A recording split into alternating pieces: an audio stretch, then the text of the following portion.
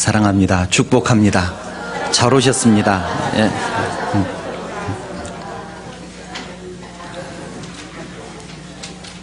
우리 어르신들 몸들 좀 괜찮으십니까? 피곤 좀 풀리셨는지 모르겠습니다.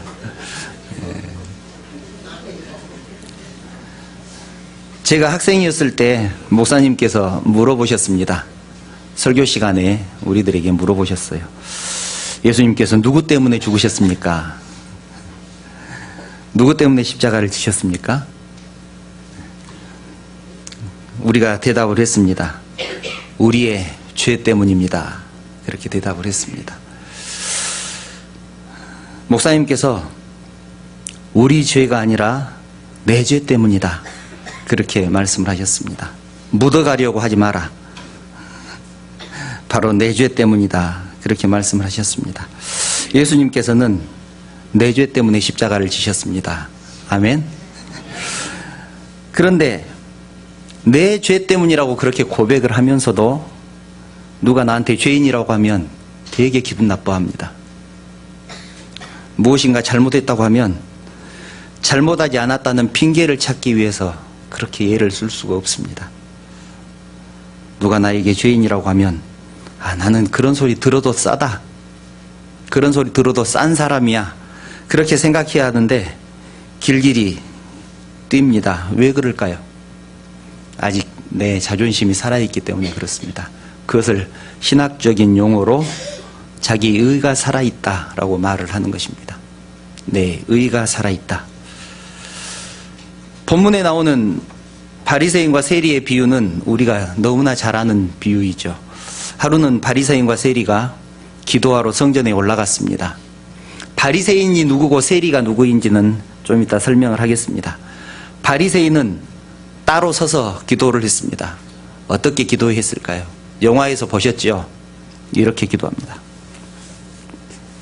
하늘을 우러러서 기도합니다. 오 하나님, 나는 다른 사람들 곧 토색, 불의, 간음을 하는 자들과 같지 않고 옆에 있는 세리를 가르치면서 저 세리와도 같지 아니함을 감사하나이다.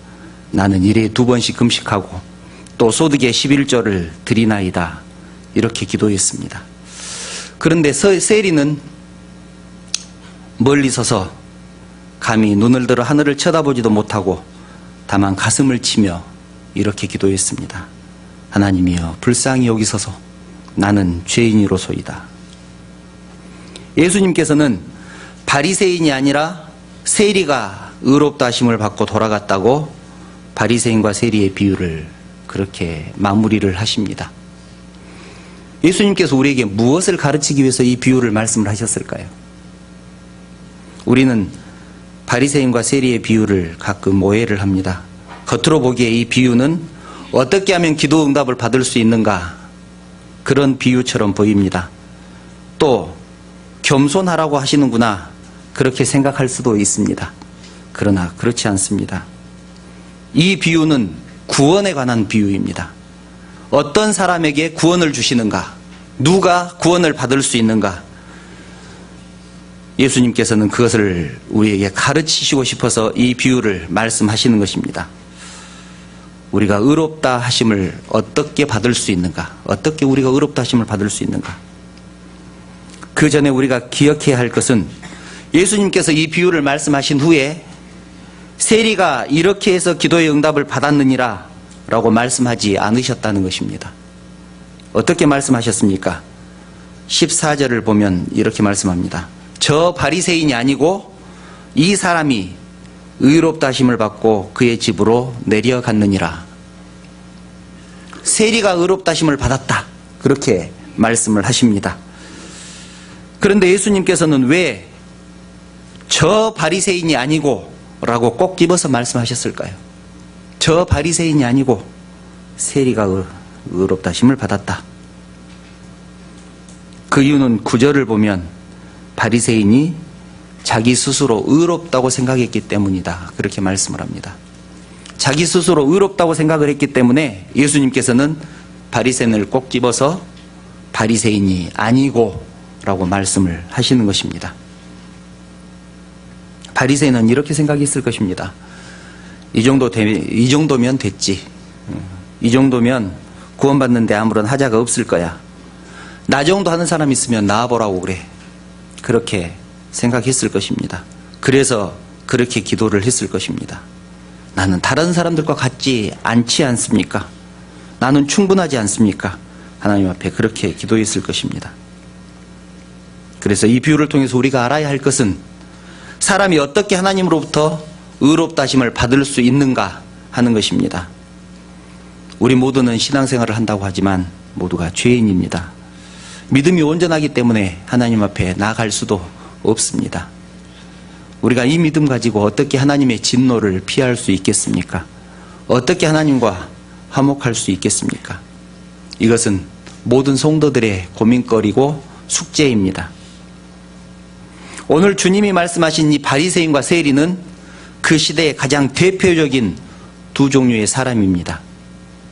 예수님께서는 두 사람을 소개할 때 하나는 바리새인이고 하나는 세리다, 그렇게 분명하게 말씀을 하십니다.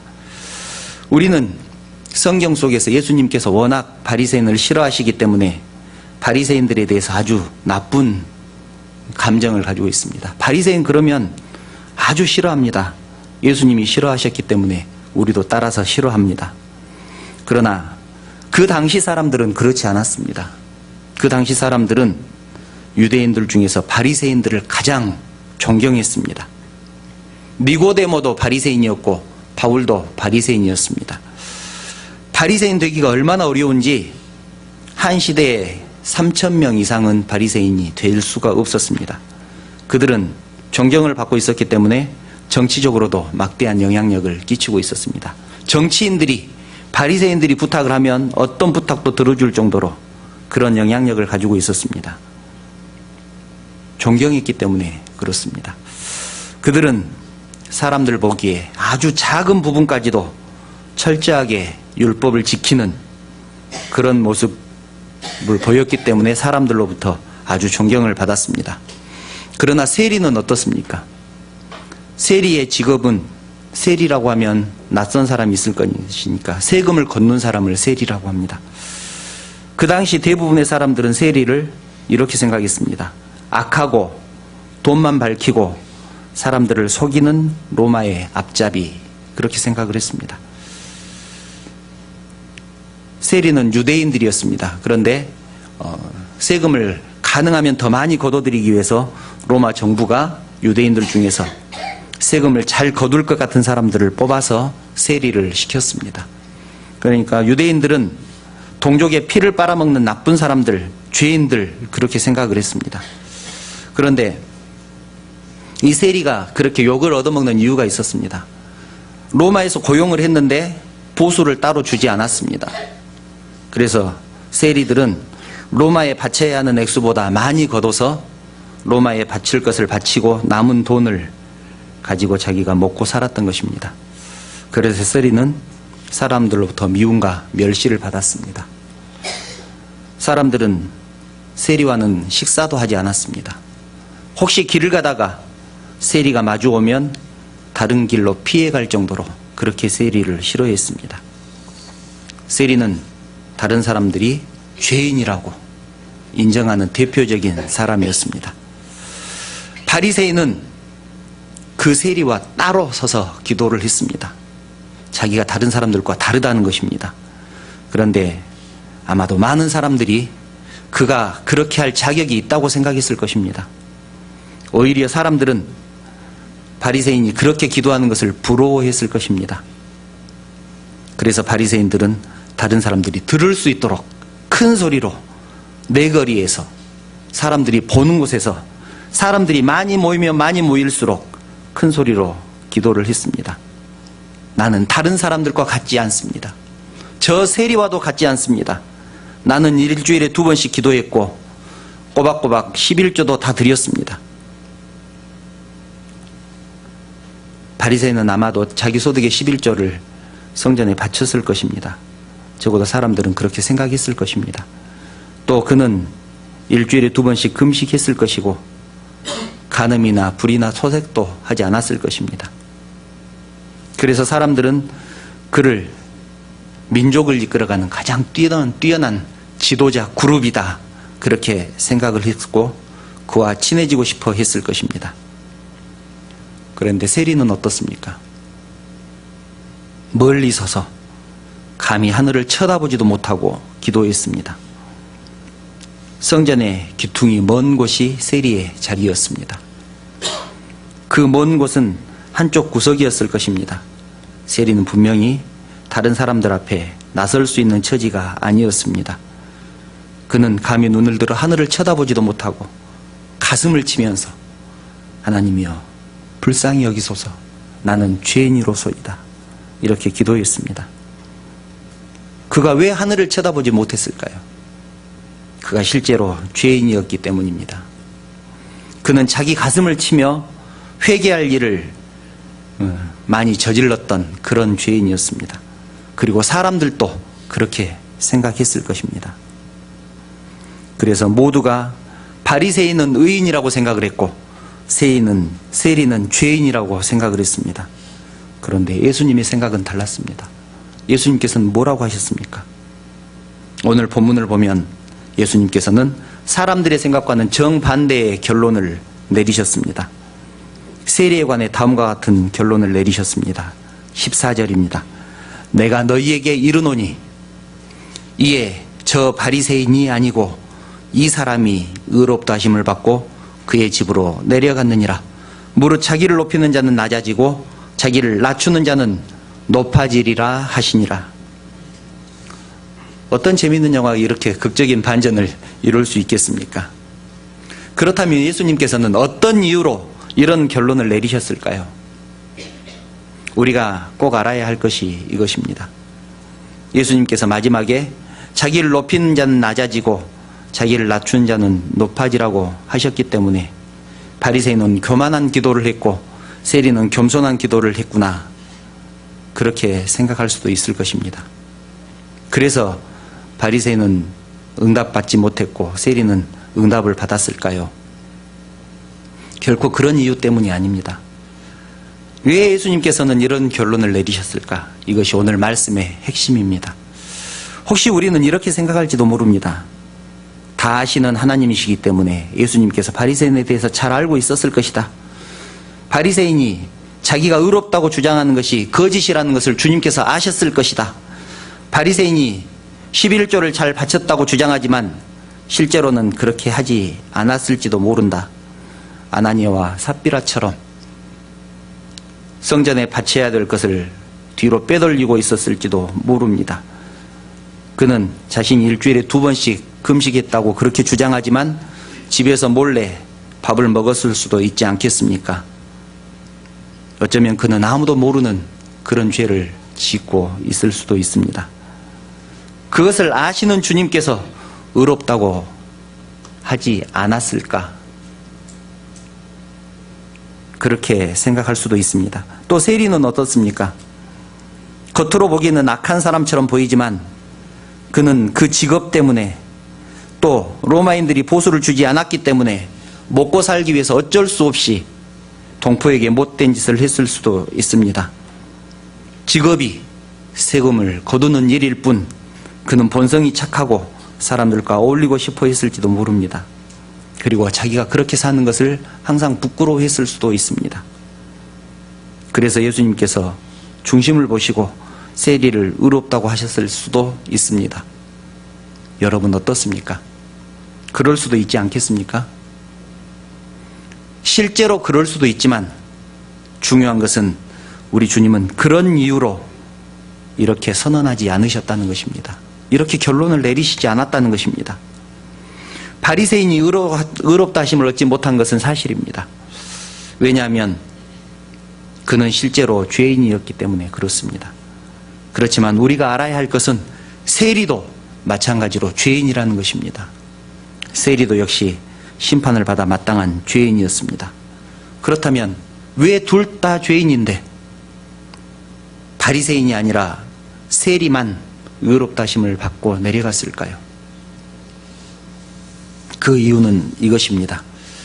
세리는 죄인들에게 베푸시는 하나님의 자비의 기초에서 하나님 앞에 나아갔고 바리새인은 자기 자신의 의를 내세워서 하나님께 나아갔습니다.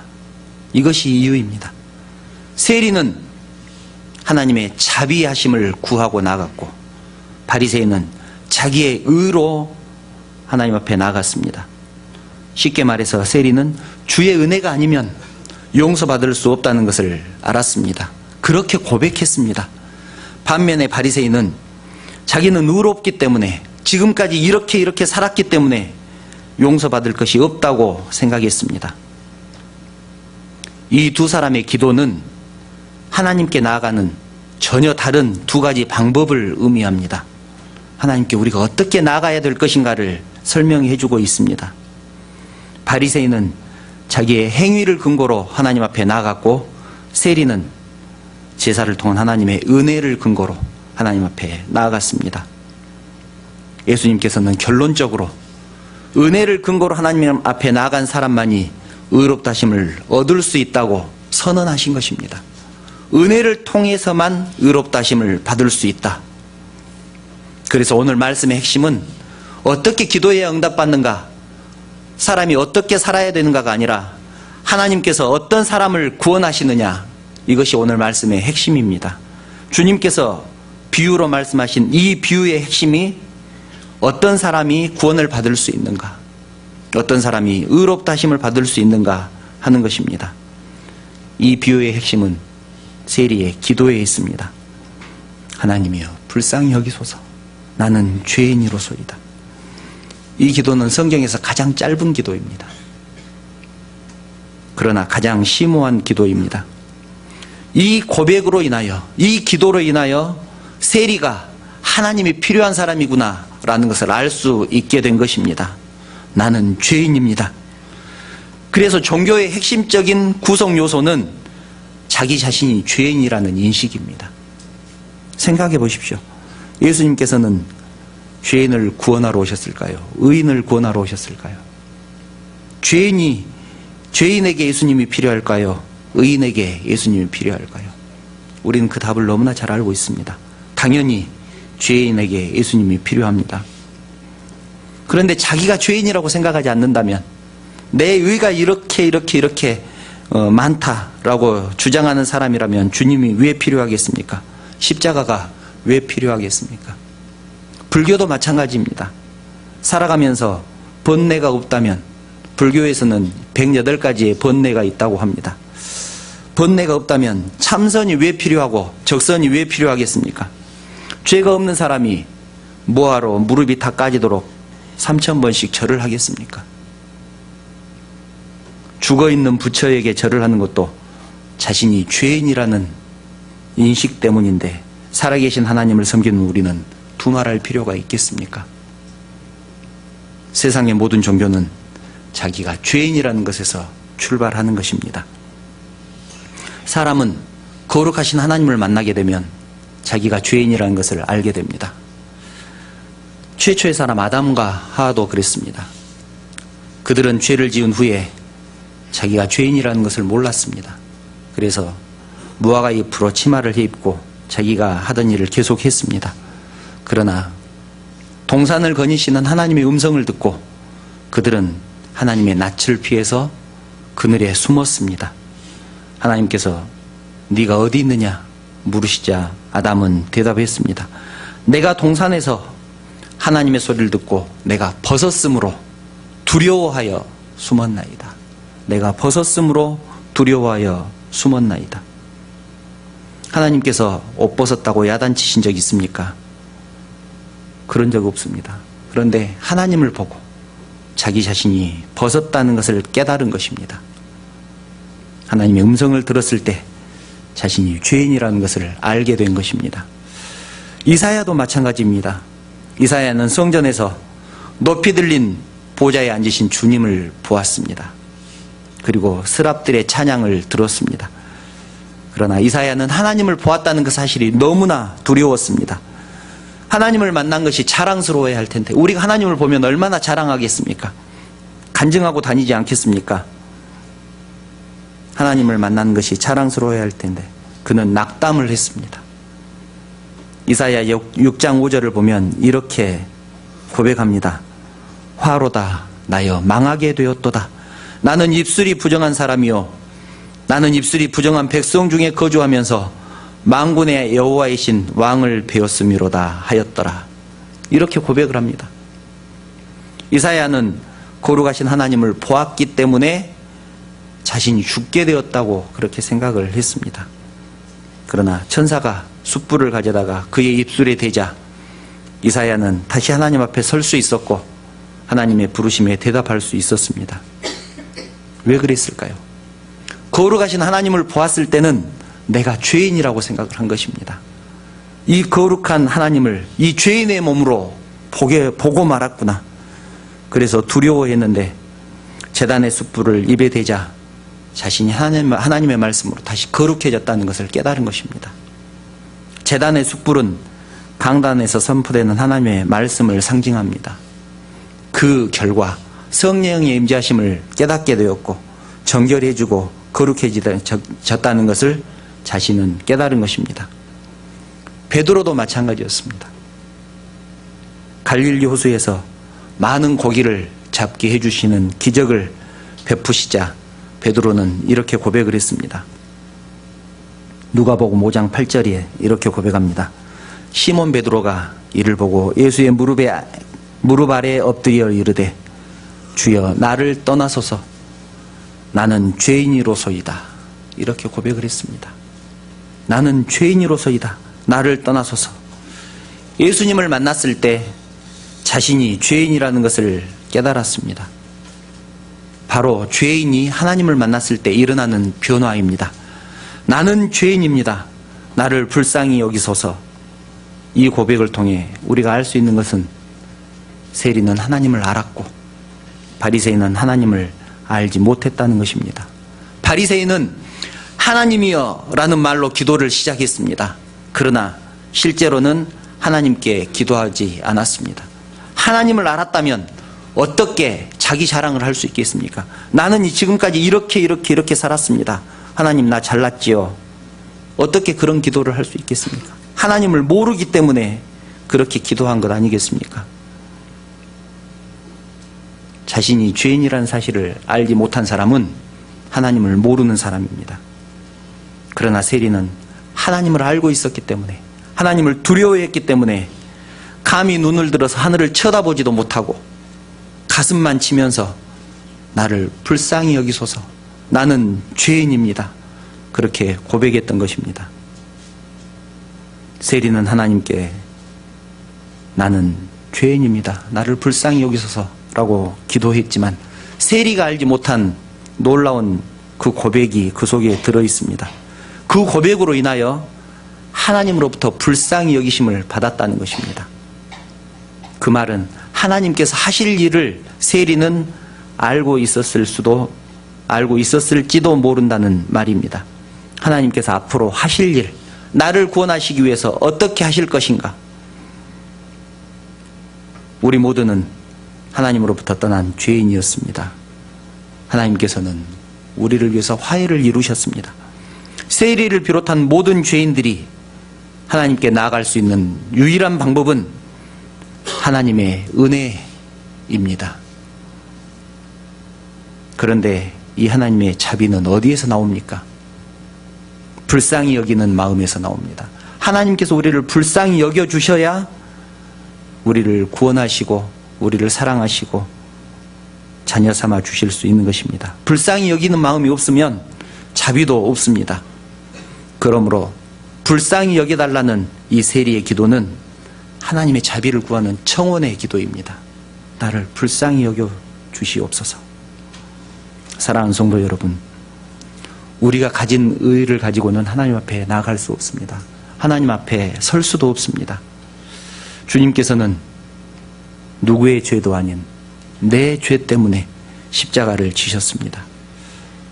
그러고 십자가 앞에서 죄인 아닌 사람은 누구도 없습니다. 주님은 자기를 의롭다고 믿고 자기 자신을 의롭다고 믿고 다른 사람을 멸시하는 사람에게 경고하시기 위해서 바리새인과 세리의 비유를 말씀하셨습니다. 그리고 자기 스스로 의롭다고 여기는 사람은 결코 하나님으로부터 의롭다고 인정받지 못한다고 선언하고 계십니다. 어쩌면 우리는 모두 세리와 같은 기도를 하면서도 바리새인 같은 삶을 살고 있는지도 모릅니다. 입으로는 죄인이라고 하면서 누군가가 죄인이라고 하면 기분 나빠서 견디지 못합니다. 아직도 나의 의가 살아있기 때문입니다. 주님은 진실로 통회하는 자를 찾으신다고 했습니다. 내가 죄인이라는 생각을 했을 때 진실로 통회할 수 있지 않겠습니까? 감히 눈을 들어 하늘을 쳐다보지도 못하고 가슴을 치며 하나님 불쌍히 여겨주십시오. 나는 죄인입니다. 라는 고백을 진실로 했을 때 하나님께서 우리를 의롭다고 인정하실 것입니다. 사랑하는 성도 여러분, 이제 우리의 삶 속에 내 의는 내려놓고 주의 자비하심을 구하며 더 나아가서 모든 것이 주님의 은혜라고 고백함으로 주님으로부터 의롭다고 인정받는 사랑하는 성도들 그리고 우리 모두가 되시기를 간절히 축원합니다. 기도드리겠습니다. 사랑하는 하나님, 하나님의 은혜를 진실로 감사를 드립니다. 감히 눈을 들어 하늘을 쳐다보지도 못하고 하나님 앞에 나아갈 수도 없는 죄인이었지만 하나님의 긍휼하심과 자비하심으로 우리의 모든 죄를 용서해 주신 것을 진심으로 감사를 드립니다. 간절히 기도하옵기는 이제는 나의 의를 버리게 하여 주시옵소서. 나의 나 된 것은 모두 하나님의 은혜라는 고백을 하기를 원합니다. 은혜 아니면 살아갈 수 없음을 고백하는 우리 모두가 되게 하여 주시옵소서. 그리하여 하나님으로부터 의롭다고 인정받는 사랑하는 성도들 되게 하여 주시옵소서. 거룩하신 예수님의 이름으로 기도드리옵나이다. 아멘.